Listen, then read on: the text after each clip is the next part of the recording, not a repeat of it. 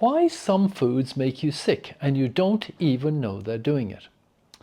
This is the follow-on video from Foods That Harm and Foods That Heal Part 2. Welcome back to the Health Builders community, where you'll find simple natural solutions for common health problems. So how is it that some foods make you sick and you don't even know it's happening?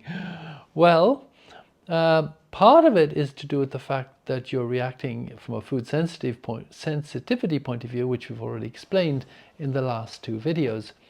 And by now you've hopefully got yourself fairly familiar with the energy kinesiology, the muscle testing system, where you can actually check each food instantly in your own home or in the supermarket and figure out what is good for you and what isn't. I mean, it's, as I've said all along, it's a game changer.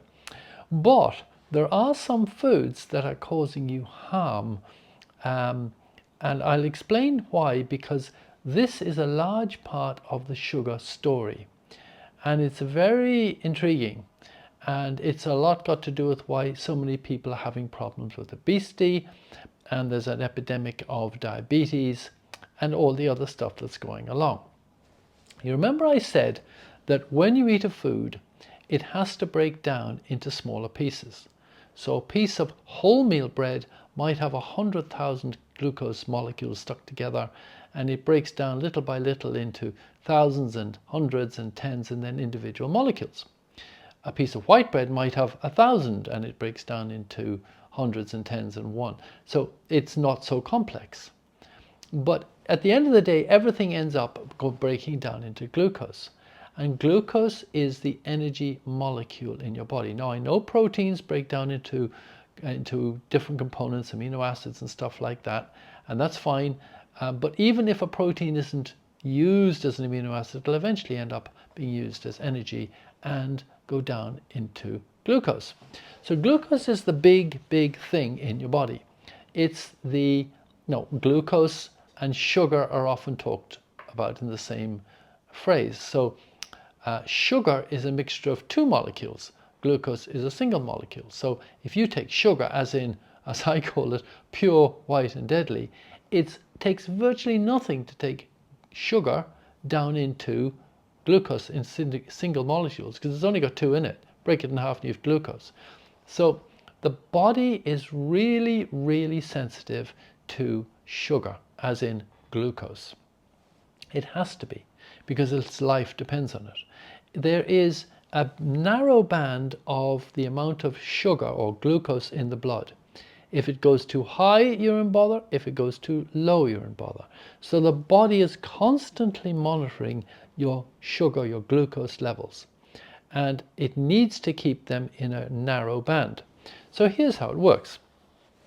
If you eat something that's very easily digested, for instance, a cup of tea with 3 or 4 spoons of sugar in it, that will go straight into your digestive system, and within a matter of, I was going to say hours, but actually minutes, it can be released into the bloodstream. So the bloodstream gets this flood, this flood of glucose, and it comes crashing into the blood in enormous amounts. That causes the blood levels to shoot up. So what does the body do? It says, okay, too much sugar in the blood, send in insulin.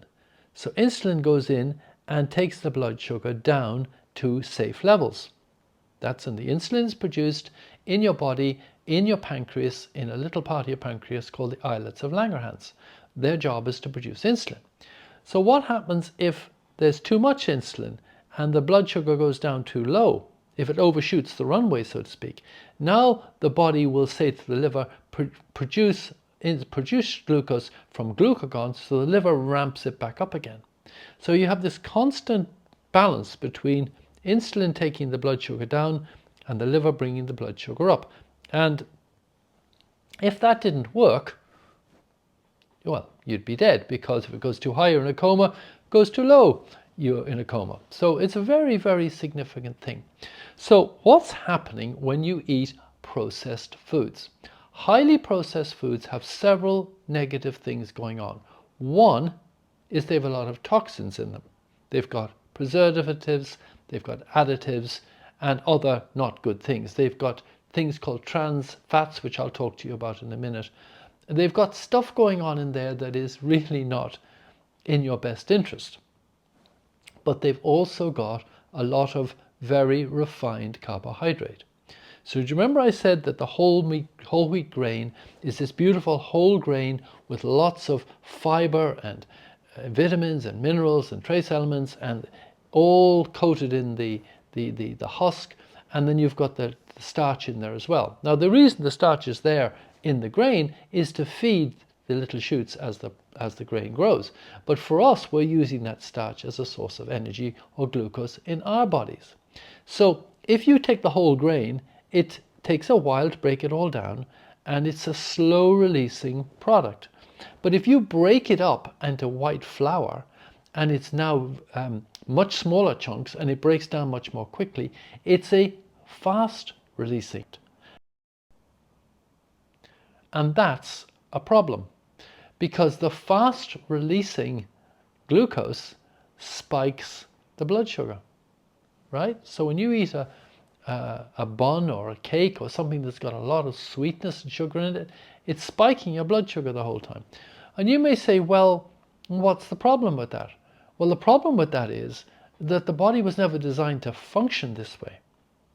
And after a little while, it actually becomes quite stressed by this. And after a little bit longer, the body starts overshooting the runway. And it's getting sort of alarmed at the fact, oh, there's more sugar coming, throw in more insulin, overshoot the runway, and you get this thing called hypoglycemia. I had that for years. Hypoglycemia is high and low blood sugar. You have these highs and lows. So you're going along, and the next thing your sweet tooth kicks in, and you choose something sweet, you know, a sweet or a chocolate or something, and that spikes your sugar. You overshoot the runway, the blood sugar goes crashing down, and now you're down again, feeling faint, in fact, even feeling headachy, lightheaded, and you have to grab something sweet to bring it back up again. So all day long, you're on a roller coaster, up and down like this. Hypoglycemia. That is a challenging way to live, and it's very difficult for the body to cope with that, because blood sugar levels are critical for every aspect of your health, and you just have to stabilize them. So there's a couple of wonderful tricks for that. One of them is a herb called licorice root. Licorice root, it's the root of a plant, the licorice plant, has a wonderful effect on balancing blood sugar. It just does it. And there are other herbs that do that too. So what I did is I used the herbs, and I found the trick is you don't eat the highly refined carbohydrates, and then it doesn't cause the spike. So you eat, for instance, I would eat porridge in the morning. Porridge is, oatmeal porridge is going to be a slow release food. It takes 4 or 5 hours to release it. So all day long it's giving me small amounts of glucose. Perfect, just what the body wants. So by eating wholemeal foods and not eating white sugar and highly processed foods, you can very quickly balance this hypoglycemia, and you can get your body back into balance. Now, sugar and energy are closely connected, and I'm talking about energy in the cells. So if you have low energy in your body, part of the problem is going to be your liver isn't functioning very well, creating enough energy for your body. But the other part will be that the cells aren't using the energy properly, and there's too much toxicity around. You're drowning in toxins and poisons. Now, what's happening on the other side? I was talking about hypoglycemia. On the other side of the coin, there's a thing called the metabolic syndrome, where it's called insulin resistance. So now what's happening is your cells, instead of being able to accept the insulin, let me explain this a little bit. I don't want to go into too much for the technical part of this, because we could spend a day at it. It's fascinating and it's complex. But every living cell in your body, every one of the 70 trillion living cells in your body, has receptors on the cell wall for sugar and for insulin. So if the receptor, this is how the sugar is taken out of the blood. It's basically the insulin. This is how it works. So the sugar is here. This is a glucose molecule. There's a little molecule in the middle called the GTF, the glucose tolerance factor, and that links to the glucose, and the insulin comes in and links to the glucose tolerance factor, and the process of taking the insulin out of the cell is completed, out of the blood rather, and it's put into the cell through the cell wall. Now, if your cell wall receptors are blocked, they're not sensitive enough, then the glucose isn't being taken out of the blood. It's not because there isn't enough insulin around, it's because the cell wall receptors are not receiving the insulin to remove the blood, the sugar from the blood into the cell. This is called insulin resistance, and it's quite common, and it's what people medically they might call a pre-diabetic position, where your blood sugar is all over the place. It's too high because you can't take it down because the insulin isn't working in the cells. And it is possible to resolve that pretty successfully, 70, 80, 90% of the time, by just taking a natural approach. One of the approaches, of course, is you've got to stop taking the white sugar, the sweet foods, anything that has freely available carbohydrate like sugar, sweet things. And don't we get addicted to sweet things? We have this famous sweet tooth, and that's connected so much to stress as well, as you'll see later as we go on and explain how that works. Because when you get stressed, your body's hormones create a demand for sugar so that you can fight and flight. This is this fight and flight thing. So that increases the sugar as well. So there's lots going on, but the main thing is to start the journey of healing, and pretty well for everybody who's got chronic illness, you've got to stop taking white sugar, sweet foods, things that have quickly released sugar. Cakes, buns, chocolates, ice creams, all those things is instantly released sugar. You have to stop those. You cut them out. The second thing is you do take a herbal product to balance the blood.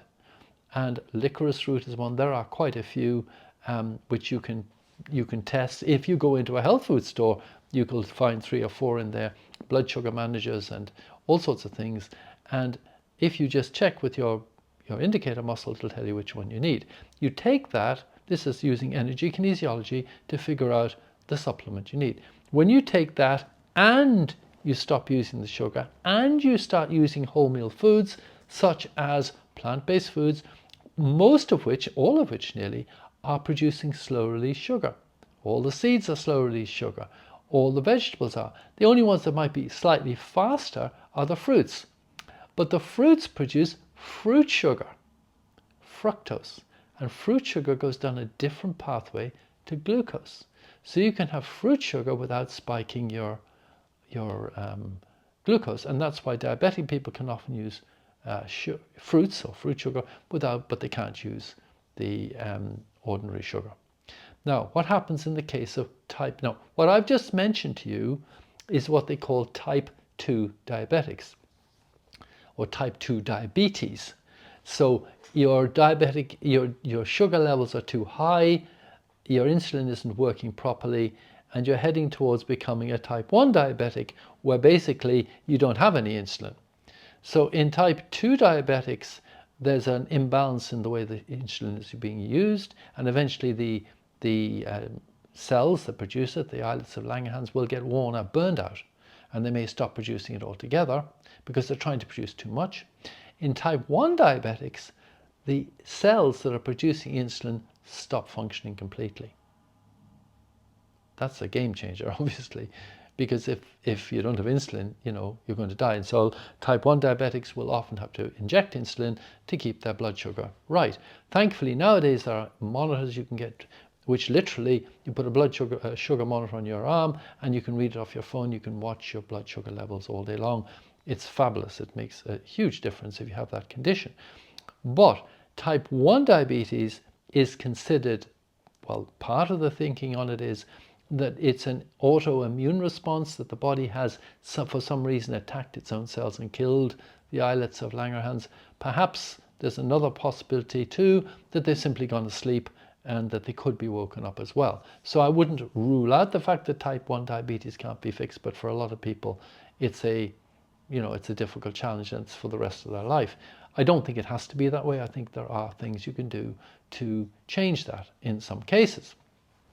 So this whole diabetic, pre-diabetic situation is really significant, because if your blood sugar is wrong, all sorts of other things are going to go wrong in the body. It creates an acid medium, and all sorts of ill health things happen in an acid medium, including inflammation and all the rest. So getting a hold of your blood sugar is a very critical thing to do, and sorting it out through a very simple adjustment of your diet. Eat whole foods, drink lots of water. If you're feeling a little bit on the wobbly side, use fruit juice. So if I used to, before I sorted it out, I don't have a problem with it anymore.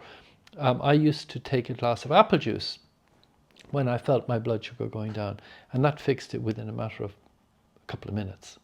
So fruit juices can help to stabilize that in the short term. The longer term, you're going to use energy kinesiology to find a balance that will get rid of the problem. Now, and this is a bit of a by the by, and you'll learn this later on as we go along, the energy systems in your body that govern blood sugar are connected to what's called the spleen energy. You think of spleen to do with your immune system, but it's also connected in the energy systems to your blood sugar handling, and it's connected to your digestive system as well. So there's a lot going on in that system. And really fascinatingly, there's a muscle in your body, a specific muscle that you can move and check, that gives you a complete readout of your blood sugar in all the body, literally by testing a muscle. Yeah, fascinating. That's down the track a bit though. I'm not going to be teaching that at this stage, because you don't need that information. All you need at this moment is to be able to change your diet, to start to make sure that you eat whole foods, lots of vegetables, lots of fruits. Meat would be fine. Meat isn't going to spike your blood sugar. Neither are eggs. But white bread will, cakes will, buns, chocolate, ice cream, because they've all got free sugar in them. Anything that tastes very sweet will probably spike your blood sugar. But here's a really important tip. Do not go after no sugar products just because you think they're not going to spike your blood sugar.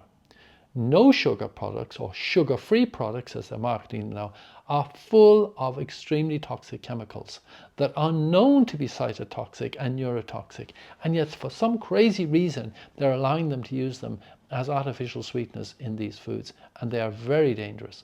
So do not substitute. If you have to have sugar, you're much better off to have sugar than you are to have those no sugar drinks or sugar-free drinks. They're very toxic. You've aspartame, and you've got acusafame, and these are chlorinated hydrocarbons, NutraSweet, stuff like that. No way. Do not touch them. They are absolutely going to damage your liver, and that's not going to be any way helpful as you develop a program to get well and stay well. And you need a strong liver for that. You don't need a toxic liver. Along the way, we will be helping you to detox your liver. But right now, the journey is go on a whole food diet, eat more whole food vegetables, fruits, go organic, stay away from sugar, check coffee and see if it works for you or not. It may be fine, and if it is, good on you. Check tea or use herbal teas. Just adjust your eating program and you will see amazing changes in your health. Now that's at what you're going to do with food. What about supplements? What about the stuff that you're missing? I mentioned the glucose tolerance factor, GTF, this little molecule that sits between the glucose and the insulin. GTF it's called. It's a protein structure, and in the middle of it is the mineral chromium.